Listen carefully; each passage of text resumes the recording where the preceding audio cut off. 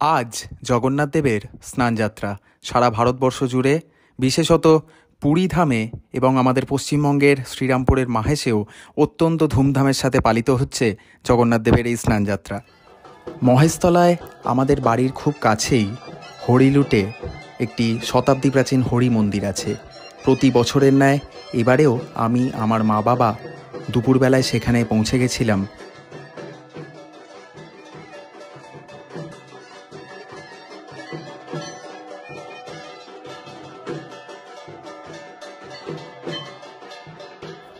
ছোটবেলা থেকেই প্রতি বছর স্নানযাত্রার এই শুভ দিনে আমি মার সাথে এই হরিলুট হরি মন্দিরে উপস্থিত থাকতাম। মাঝে কয়েকটা বছর যেতে পারিনি, তবে আবার চেষ্টা করেছি যাতে এই দিনে আমি উপস্থিত থাকতে পারি। এবারেও এসে সত্যি খুব ভালো লাগছিল। হরিলুটবাসীর অক্লান্ত প্রচেষ্টায় এবং এখানকার বৈদ্য পরিবার যারা দীর্ঘদিন ধরে এই মন্দিরের সঙ্গে সরাসরি যুক্ত, তাদের অক্লান্ত প্রচেষ্টায় শতাব্দী প্রাচীন এই মন্দির আস্তে আস্তে তার জীর্ণদশা কাটিয়ে উঠেছে এবং রক্ষণাবেক্ষণের ফলে মন্দির এখন অনেকটাই জাঁকজমকপূর্ণ।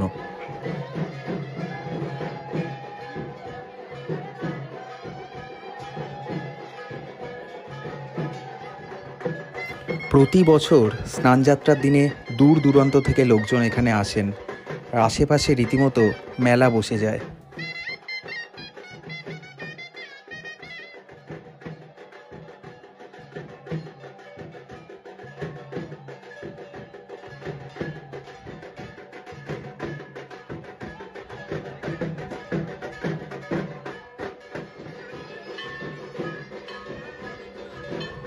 একদিকে বিগ্রহের স্নান পর্ব চলছে, তার সাথে সাথে বাজনা, উলুধ্বনি, শঙ্খধ্বনিতে চারপাশ একেবারে মুখরিত হয়ে উঠেছিল।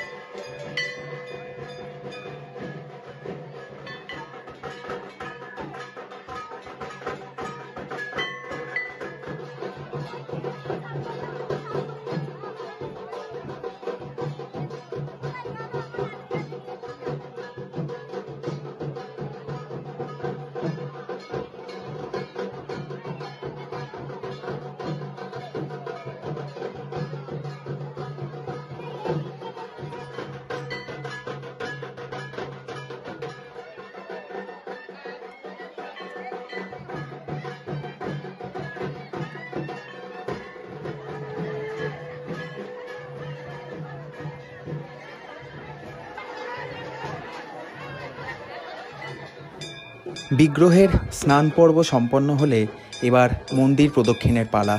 চারপাশ তখন লোকে লোকারণ্য।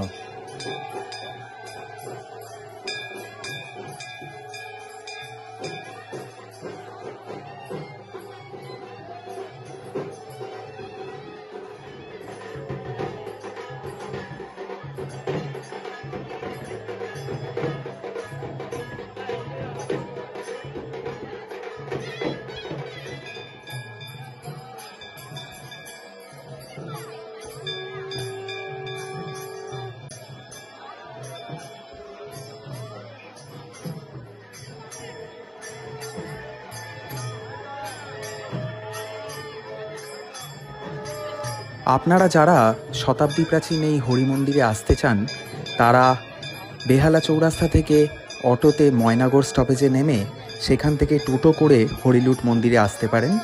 এছাড়াও যদি কেউ বজবজ রোড হয়ে আসেন, তাহলে তারাতলা থেকে ডাকঘরগামী যে কোনো বাসে আপনারা পুরাতন ডাকঘর স্টপেজে নেমে সেখান থেকেও টোটো করে হরিলুট মন্দিরে আসতে পারেন।